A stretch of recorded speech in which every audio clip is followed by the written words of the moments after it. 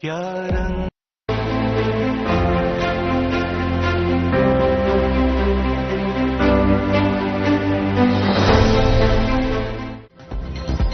राष्ट्रपति द्रौपदी मुर्मू से मिले प्रधानमंत्री मोदी। राष्ट्रपति भवन में हुई मुलाकात। उपराष्ट्रपति चुनाव की प्रक्रिया के बीच मुठभेड़।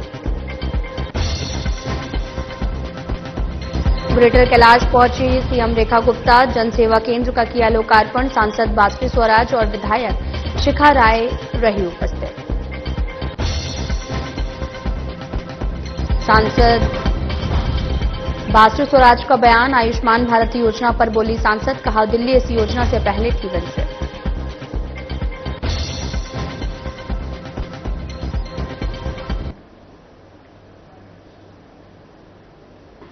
नमस्कार, मैं हूं आपके साथ अंकिता पाल। बुलेटिन की शुरुआत करते हैं। प्रधानमंत्री मोदी ने राष्ट्रपति भवन में राष्ट्रपति द्रौपदी मुर्मू से मुलाकात की। इस भेंट के दौरान दोनों नेताओं के बीच में चर्चा हुई। हालांकि इस चर्चा के बारे में अधिक जानकारी साझा नहीं की गई।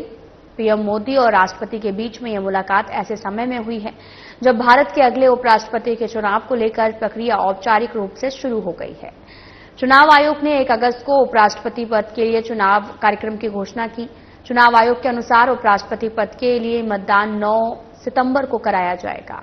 चुनाव आयोग की ओर से जारी शेड्यूल के अनुसार 7 अगस्त को चुनाव के लिए नोटिफिकेशन जारी किया जाएगा। इसके बाद इच्छुक उम्मीदवार 21 अगस्त तक अपना नामांकन दाखिल कर सकेंगे। नामांकन पत्रों की जांच 22 अगस्त को की जाएगी।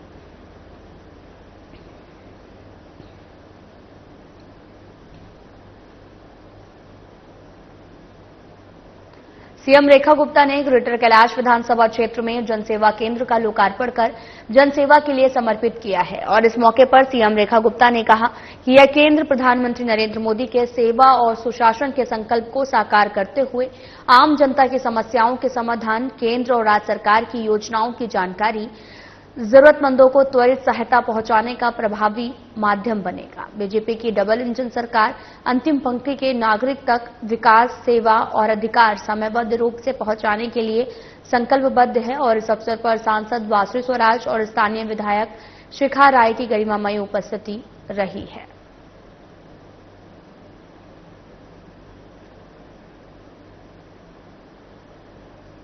बीजेपी सांसद बासुरी स्वराज का एक बयान सामने आया जिसमें उन्होंने आयुष्मान भारत की बात करते हुए कहा कि दिल्ली इस योजना से वंचित थी। मुझे याद है कि हमारे 7 सांसदों को दिल्ली हाईकोर्ट का दरवाजा खटखटाना पड़ा था, लेकिन जैसे ही दिव्य मतदाताओं ने बीजेपी का वनवास समाप्त किया और यहां पर डबल इंजन वाली सरकार बनी, दिल्ली में आयुष्मान भारत लागू हो गया। मुझे आज भी याद है जिस दिन उन्होंने शपथ ली थी 20 फरवरी, उसी शाम को उन्होंने कैबिनेट मीटिंग में दिल्ली में आयुष्मान भारत लागू करने का फैसला लिया था।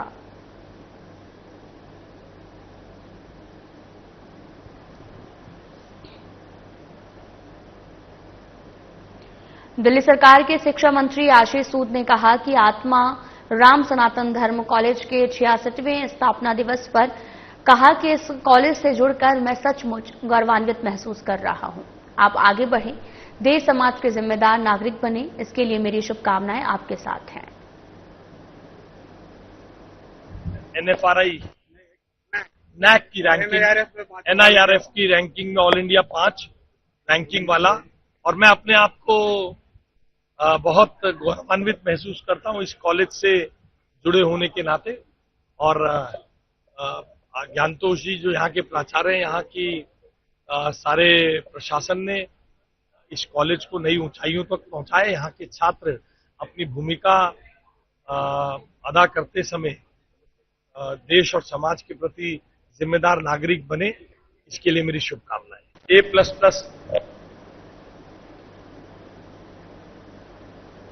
मंत्री आशीष सूद ने कहा कि ऑपरेशन सिंदूर ने आपको बताते छोड़े कि भारत की ताकत का प्रदर्शन किया है। इसने भारत के स्वदेशी हथियारों की शक्ति का प्रदर्शन किया। इसलिए आने वाले समय में दुनिया में कोई भी इस देश के 140 करोड़ भारतीयों की ताकत को चुनौती नहीं दे पाएगा। सिंदूर ने भारत के सामर्थ्य की ताकत बता दिया। ऑपरेशन सिंदूर ने भारत के इंडिजीनियस हथियारों की ताकत को बता दिया है। इसलिए आने वाले समय में विश्व में भारत के इस 140 करोड़ देशवासियों के सामर्थ्य को कोई चुनौती। दिल्ली के रोहिणी में लक्ष्मी ताऊ फाउंडेशन एनजीओ की ओर से रक्तदान शिविर का आयोजन किया गया। लक्ष्मी फाउंडेशन में देश के कोने कोने से लोग रक्तदान करने के लिए पहुंचे। राजनीतिक जगत के कई दिग्गज नेताओं ने भी रक्तदान शिविर में हिस्सा लिया। वहीं दिल्ली कांग्रेस कमेटी के अध्यक्ष देवेंद्र यादव ने कार्यक्रम में शिरकत की और कहा कि मैं लक्ष्मी तारू फाउंडेशन को बधाई देना चाहता हूं। पिछली बार इन्होंने एक ही जगह पर करीबन 2000 यूनिट ब्लड डोनेट करके विश्व रिकॉर्ड बनाया था। दुर्घटना के समय सबसे पहले ब्लड डोनर की भी याद आता है और ब्लड डोनेशन सबसे पुनीत कार्य होता है। मैं आशा करता हूं कि इस बार भी ये लोग पिछला रिकॉर्ड तोड़ेंगे और समाज को एक संदेश देने का काम करेंगे। देखिए, मैं धन्यवाद करना चाहता हूं लक्ष्मी तारू फाउंडेशन का, जो हर वर्ष ये ब्लड डोनेशन कैंप जो है यहाँ लगाते हैं। और मुझे खुशी है, हर्ष है इस बात का कि पिछली बार इन्होंने एक ही जगह पर सबसे ज्यादा ब्लड डोनेट करने का वर्ल्ड रिकॉर्ड कायम किया। लिम्का बुक ऑफ रिकॉर्ड्स में वो दर्ज है। 2000 के करीब इन्होंने यूनिट्स पिछले साल दी थी। निश्चित ही आज के समय में ऐसे कार्यक्रम को आयोजित करने के लिए मैं मुबारकबाद देना चाहता हूँ जी को, मनोज जी को, हमारे पंकज जी को, हमारे सभी सहयोगियों को, जो एक खूबसूरत कार्यक्रम आयोजित करते हैं। इससे समाज में तो एक बड़ा मैसेज जाता ही जाता है, लेकिन मुझे ये महसूस होता है और ये खुशी होती है कि सबसे पहले एक्सीडेंट के समय में अगर सबसे पहले कोई याद आता है तो ब्लड डोनेटर याद आता है और उनको एक माला में पुरने का काम, जिसकी व्यवस्था नहीं हो पाती उसके लिए इस तरीके का ब्लड फ्री डोनेट करने का काम सबसे पुनीत कार्य होता है। और इस बार भी मुझे उम्मीद है कि जो पिछली बार का रिकॉर्ड था उससे ये पार करेंगे और समाज में एक बड़ा मैसेज देने का काम करेंगे। शिक्षा के क्षेत्र में देखा जाता है कि आप हमेशा से बढ़ावा देते आए हैं। शुरू से ही हम आपको देख रहे हैं कि जब आप कई बार आपने रक्तदान किए। आज उन युवाओं को आज रक्तदान कर रहे हैं। बहुत जरूरी है और बहुत खुशी की बात है कि एक ही मौके एक ही जगह पर इतनी बड़ी तादाद में अगर बच्चे आ रहे हैं, लोग आ रहे हैं, महिलाएं आ रही हैं, तो ये अपने आप में दर्शाता है कि इंटरेस्ट, बिना इंटरेस्ट के वो लोगों की, समाज की सेवा करना चाहते हैं। मेरे दिल के बहुत करीब है, चाहे वो ब्लड डोनेशन कैंप्स हो, चाहे महिलाओं के उत्थान के कार्यक्रम हो या खास तौर पे बच्चों के खेल कूद के कार्यक्रम हो। निश्चित ही वो हमें बहुत खुशी भी देते हैं। और इस मौके पर तो मैं यहाँ की कमेटीज का, लायंस क्लब का, रोटरी क्लब का, हमारे दूर दूर से चल के आए हमारे राजकुमार भाई हैं, डिस्ट्रिक्ट के अध्यक्ष हैं, भाई तरुण कुमार जी हैं जो हमारे सेक्रेटरी एआईसीसी रहे हैं, वो हमारे बीच में आए हैं, भाई उस्मान जी हैं, पीके मिश्रा जी हैं, पंकज जी हैं। मैं देख रहा हूं कि पूरी दिल्ली से यहाँ पर साथी आए हैं और मैं सभी की तरफ से धन्यवाद भी करूंगा। एनसीपी एससीपी नेता जितेंद्र आव्हाड के सनातन धर्म संबंधी बयान पर बीजेपी सांसद संबित पात्रा ने कहा कि वे महाराष्ट्र के नेता हैं और शरद पवार की पार्टी से हैं। एक बार फिर उन्होंने सनातन धर्म के लिए अपमानजनक भाषा का इस्तेमाल किया है। उन्होंने कहा कि सनातन धर्म ने भारत को नष्ट कर दिया है। सनातन धर्म नाम का कोई धर्म कभी था ही नहीं। अपने सत्य का अपमान किया है, शिव के खिलाफ बोला है और भारत की सुंदरता का विरोध किया है। ये महाराष्ट्र के नेता है और शरद पवार जी के पार्टी के नेता है। इन्होंने आज फिर से सनातन धर्म को अपशब्द कहे।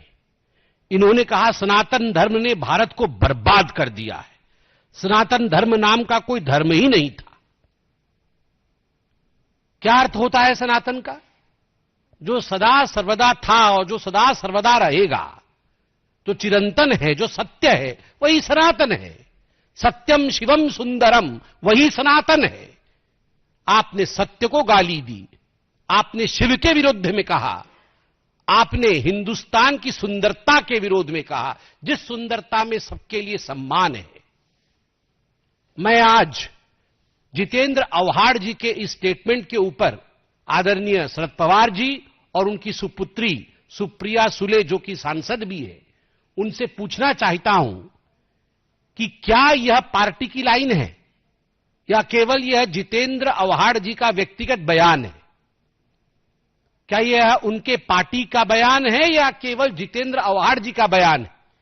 ये पूरी की पूरी कांग्रेस की जो इकोसिस्टम है वो रह रहकर तुष्टीकरण के कारण जिस प्रकार से सनातन धर्म को गाली दे रही है, सनातन धर्म को मिटाने की कोशिश कर रही है, सनातन धर्म के विरोध में कह रही है, हिंदू आतंकवादी कहो, सनातन आतंकवादी कहो, जिस प्रकार के वक्तव्य पृथ्वीराज चौहान दे रहे हैं, ये किसी और देश में, पूरे विश्व में नहीं होता है कि आप मेजॉरिटी पॉपुलेशन के धर्म के ऊपर इस प्रकार के आक्षेप करो और फिर उन्हें असहिष्णु कहो।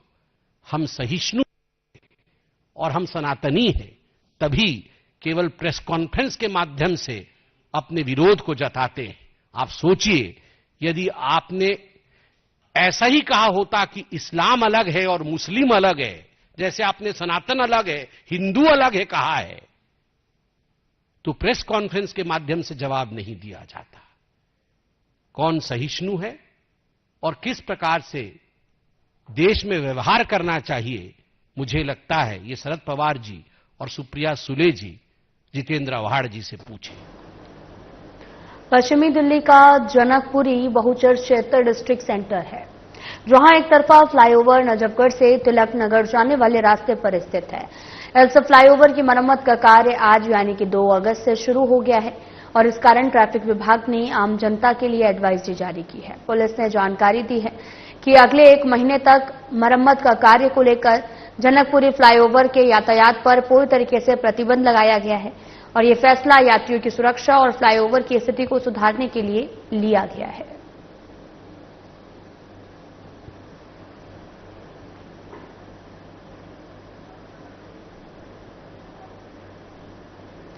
थाना तिलक नगर इलाके के न्यू महावीर नगर इलाके में शिव शक्ति मंदिर के पास बिजली खंभे में आग लग गई है। पोल में हुए तेज धमाके के कारण बीच रोड पर बिजली की वायर गिर गई, जिसके कारण पूरा रोड जाम हो गया है।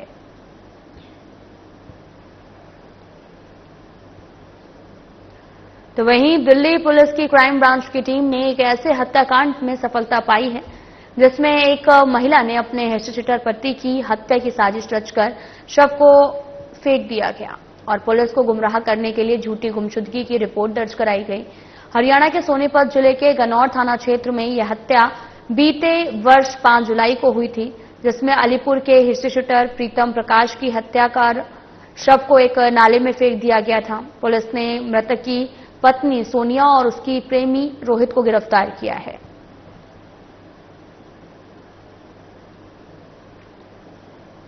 दिल्ली के मानसरोवर गार्डन इलाके के जी ब्लॉक में सुबह सुबह एक विशाल पेड़ गिर गया, जिसके बारे में स्थानीय महिला प्रियंका कालरा ने बताया कि वह सुबह यहां से निकल रही थी, तभी अचानक से विशाल पेड़ 2 गाड़ी के ऊपर गिर गया और उसी वक्त एक स्कूटी सवार युवक वहां से गुजर रहा था, जो बाल बाल बच गया। तो वहीं महिला के कॉल करने के बाद प्रशासन ने कोई कार्रवाई नहीं की।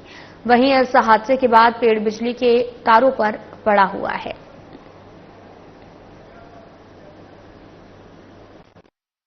पेड़ एक स्कूटी सवार के ऊपर गिरते गिरते बचा। यहाँ पर 2 गाड़ियां खड़ी हुई थी जिसके ऊपर ये पेड़ गिरा था। तब से लेकर अब तक यहाँ पे कोई कार्रवाई तो नहीं हुई है। जिनकी गाड़ी थी उन्होंने अपनी गाड़ी अपने आप ही थोड़ी पीछे कर ली है। 2 गाड़ियों के ऊपर पेड़ गिरा हुआ था।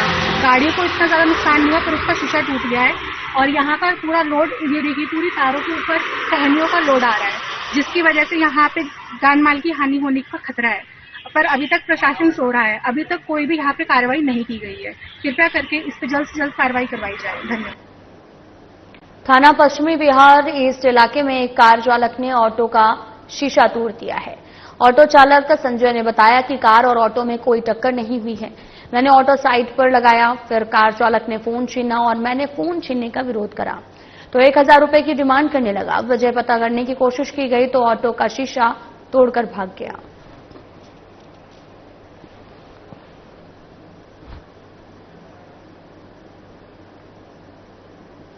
दिल्ली की सीएम रेखा गुप्ता ने बड़ा ऐलान किया है। मुख्यमंत्री रेखा गुप्ता ने कहा कि 2011 से बने हुए ये फ्लैट जो कि गरीब झुग्गीवासियों को दिए जाने थे, अरबों रुपए का इस पर फंड लगा है, लेकिन सरकार की लापरवाही और बदनीयती ने इन फ्लैट्स को झुग्गी वालों को देने से हमेशा रोका है। उनकी मंशा थी कि गरीब झुग्गी में बिना व्यवस्थाओं के पड़ा रहे और आज ये 50,000 फ्लैट जर्जर अवस्था में पाए गए हैं और इन पर फिर से करोड़ों रुपए खर्च करने की आवश्यकता हो गई है। जनता की चुनी हुई बीजेपी की सरकार मन से यही चाहती है कि हर झुग्गीवासी को रहने के लिए छत मिले, घर मिले, बहन बेटियों को सुरक्षित माहौल मिले। ये काम करने के लिए दिल्ली सरकार प्रतिबद्ध है। हम जरूरत पड़ने पर 10 लाख मकान बनाने की तैयारी में हैं। गरीब जनता को आवंटित करेंगे जिससे हर एक को सुरक्षा मिलेगी, बेहतर भविष्य मिलेगा। ये फ्लैट जो गरीब झुग्गी वासियों को दिए जाने थे, अरबों रुपए का इस पे फंड लगा, पर सरकार की बेपरवाही और बदनीयती ने इन फ्लैट्स को झुग्गी वालों को देने से हमेशा रोकते रहे। उनकी मंशा थी कि गरीब झुग्गी में पड़ा रहे, बिना सुविधाओं के, रोजाना शौचालय और स्नानघर जैसी व्यवस्थाओं के लिए जूझता रहे, वहां की बहन बेटी रोज अपमान का घूंट पी के जीती रहे, परंतु उन्होंने एक भी मकान को देने का प्रयास नहीं किया। आज ये 50,000 फ्लैट जो जर्जर अवस्था में हो गए हैं, जिनको फिर से करोड़ों रुपए खर्च करने की आवश्यकताएं खड़ी हो गई हैं, परंतु जनता की चुनी हुई भारतीय जनता पार्टी की सरकार जो दिल्ली में आज है, मन से ये चाहती है कि हर झुग्गीवासी को रहने के लिए छत मिले, घर मिले, बहन बेटियों को सुरक्षित माहौल मिले, सारी व्यवस्थाएं मिले, चाहे वो स्नान घर हो, चाहे शौचालय हो और चाहे सुरक्षा हो, चाहे बच्चों के खेलने के लिए पार्क हो और चाहे लाइट, पानी, सीवर की व्यवस्था हो। ये काम करने के लिए दिल्ली सरकार प्रतिबद्ध है।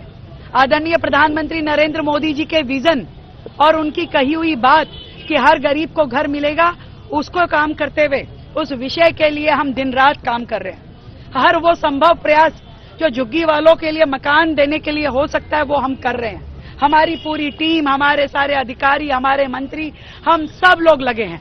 हम चाहते हैं कि एक एक झुग्गीवासी को हम घर दें और इसीलिए हमने बिल्कुल सख्त दिशा निर्देश दिए हैं कि कोई भी एजेंसी हो, ये कह दिया गया है कि किसी झुग्गी को तोड़ने के लिए जाए ना। सरकार जब तक उन्हें पक्के मकान ना दे ले, तब तक हम नहीं चाहते कि किसी के भी करहाने की आवाज हमारे कानों तक आए और ना ही विपक्ष की पार्टियों को इस तवे पे अपनी रोटी सेकने का अधिकार है। जिन्होंने वर्षों तक झुग्गी वासियों को एक मकान देने का प्रयास नहीं किया, आज वो झुग्गी टूटने पे रोते हैं, चिल्लाते हैं, गाली गलौज करते हैं। मैं उनसे पूछना चाहती हूँ, आपने क्यों नहीं ये फ्लैट उन्हें दे दिए? क्यों इनको जर्जर होने दिया? ये काम हमें क्यों करना पड़ा?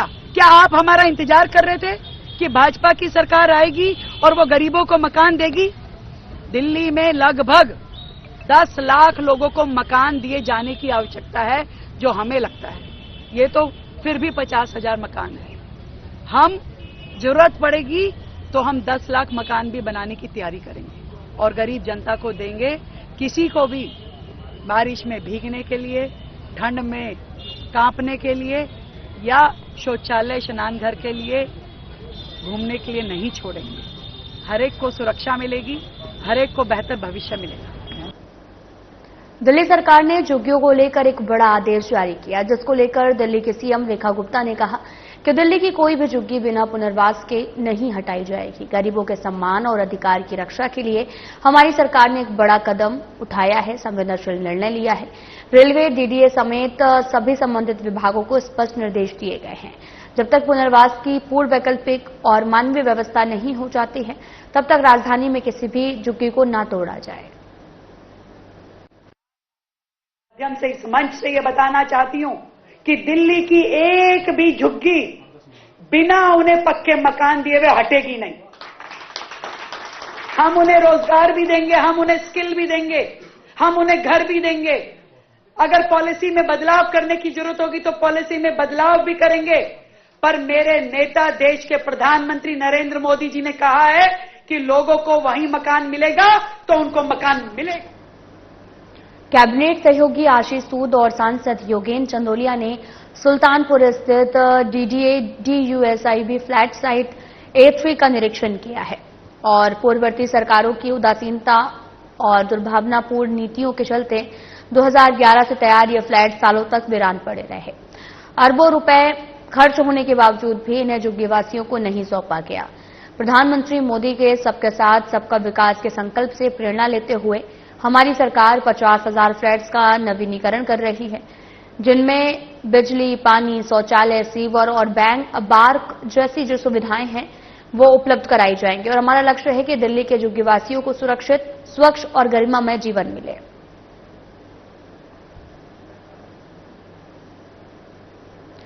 सीएम रेखा गुप्ता ने एक महत्वपूर्ण प्रेस कॉन्फ्रेंस की और इस दौरान जनकल्याण और विकास योजनाओं पर जानकारी दी है।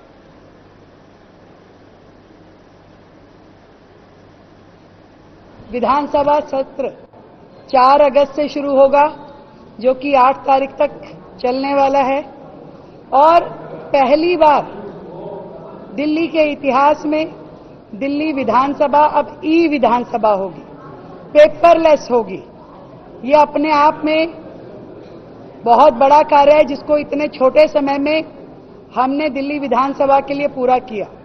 केंद्र ने इसमें हमें फाइनेंशियल मदद की, दिल्ली सरकार ने भी अपना हाथ उसमें आगे बढ़ाया और मिल करके दिल्ली विधानसभा ई विधानसभा बन रही है। सब कुछ डिजिटलाइज हुआ है। इसके अलावा 500 किलोवाट सौर ऊर्जा संयंत्र दिल्ली विधानसभा पे लगा। वो विधानसभा पूरी तरीके से सौर ऊर्जा पे आधारित है। ये भी दिल्ली एक मॉडल विधानसभा के रूप में बड़ा कार्य जो दिल्ली में हुआ। ये सभी चीजें लगातार पॉलिसी रिफॉर्म की दिशा में आगे बढ़ रही हैं। दिल्ली सेक्रेटरीट भी पूरी तरीके से हम डिजिटलाइज कर चुके हैं। आज हमारी सारी फाइलें ई फाइल के माध्यम से जा रही है, ई साइन हो रहे हैं और धीरे धीरे सेक्रेटरीट को भी हम पेपरलेस करने की दिशा में आगे बढ़ रहे हैं। इससे पहले कभी भी कोई भी फाइल डिजिटली नहीं जाती थी। उसमें कहीं ना कहीं सरकार की नीयत और नीति दोनों पे क्वेश्चन मार्क लगता था। मैं इस बात की अनाउंसमेंट करते हुए बहुत ही प्रसन्न हूं। दिल्ली विकास की राह पे लगातार आगे बढ़ रहा है। दिल्ली में नीतिगत परिवर्तन भी हो रहे हैं और टेक्नोलॉजी का भी उपयोग हो रहा है। छोटे से छोटे चीज हो, गड्ढे जल भराव से लेकर के बड़े से बड़े नीतिगत फैसले जो हमने 24/7 एस्टेब्लिशमेंट दिल्ली में काम कर पाएंगी। अपनी शॉप्स एंड एस्टेब्लिशमेंट एक्ट में हमने इसमें जोड़ा। महिलाएं अब 9 बजे के बाद भी काम कर पाएंगी, वो हमने इसमें जोड़ा। और लगातार दिल्ली में परिवर्तन, पॉजिटिव परिवर्तन चल रहा है। बहुत खुशी है मुझे। आज माननीय विधायकों के साथ बैठकर के पूरी चर्चा की गई और दिल्ली विधानसभा के इस सत्र में एजुकेशन बिल लेके आया जाएगा, जो कि चर्चा के लिए पूरी तरह से पटल पे रखा जाएगा। धन्यवाद। केंद्रीय स्वास्थ्य मंत्री जेपी नड्डा ने 15वें राष्ट्रीय अंगदान दिवस के अवसर पर आयोजित कार्यक्रम में अंगदाताओं को सम्मानित किया है और साथ ही कहा कि 2024 में देश ने नया कीर्तिमान स्थापित किया। करीब 18,900 ट्रांसप्लांट किए गए, जो कि एक साल के अंदर सबसे ज्यादा हैं।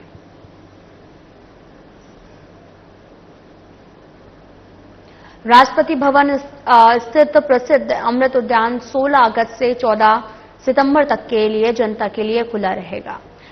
साथ ही इस अवधि के दौरान उद्यान प्रतिदिन सुबह 10 बजे से शाम 6 बजे तक खुला रहेगा। अंतिम प्रवेश शाम 5:15 बजे होगा। रखरखाव के कारण ये सभी सोमवार को बंद रहेगा।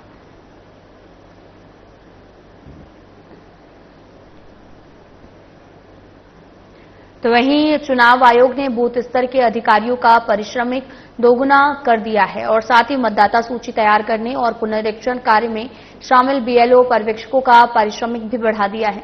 संशोधित ढांचे के अनुसार बीएलओ का वार्षिक पारिश्रमिक 6,000 रुपए से दोगुना करके 12,000 रुपए कर दिया गया है।